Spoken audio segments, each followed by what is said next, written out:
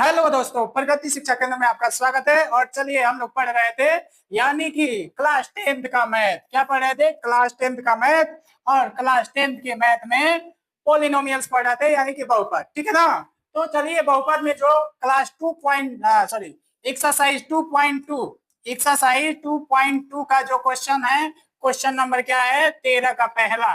Question number 13 का पहला math है केसी सिन्हा का। मैथ क्या है? केसी सिन्हा का। चलिए इसको देखते हैं। पहले द्विघात, उस द्विघात बहुपद को ज्ञात करें जिसके शून्य क्या है? एक शून्य है 1 और एक शून्य है -3। ठीक है ना? और शून्यकों के जो है, शून्यकों के गुणांकों के बीच के सत्यता की जांच भी करना है।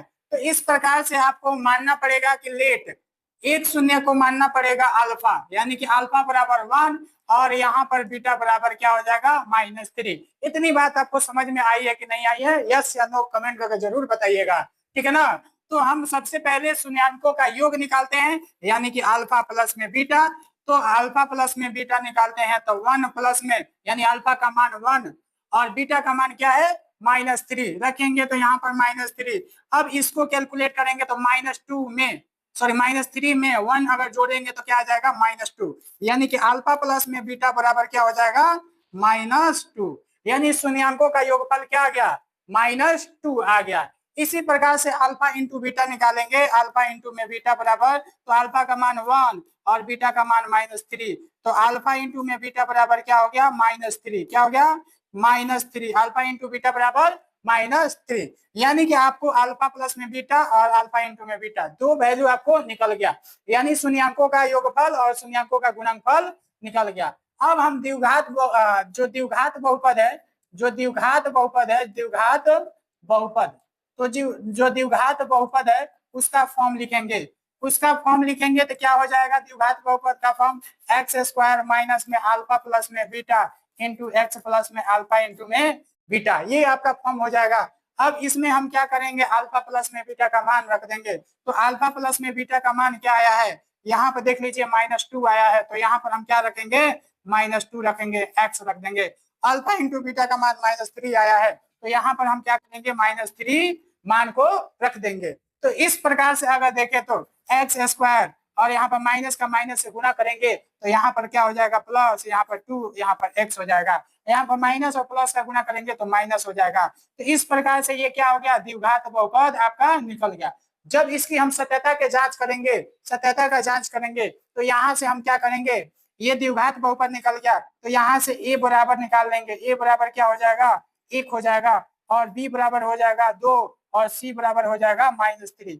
क्योंकि x का गुणांक जो होता है वो b का वैल्यू होता है, x² का गुणांक होता है a का वैल्यू होता है, और जो c कांस्टेंट वैल्यू होता है वो -3 होता है। तो यहाँ पर ये निकल गया।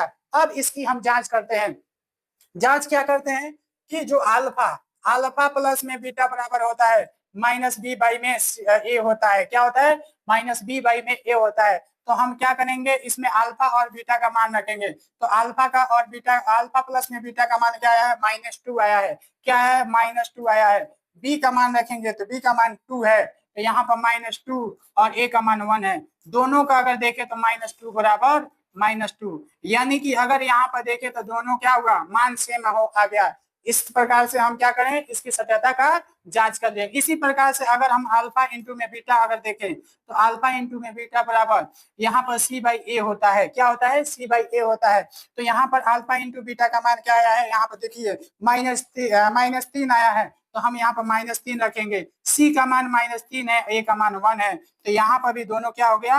बराबर हो गया। -3 बराबर -3। तो इस प्रकार से ये दोनों बराबर हो गया। तो हम जांच कर लिए, यानी कि ये सत्यता की जांच आपका हो गया। ये क्वेश्चन में बोला गया था सत्यता की जांच करने के लिए, तो सत्यता का जांच करने के जांच हो गया। आगे अब बढ़ते हैं दूसरा क्वेश्चन। तो दूसरा क्वेश्चन देखिए। दूसरा क्वेश्चन में उस द्विघात बहुपद को ज्ञात करें।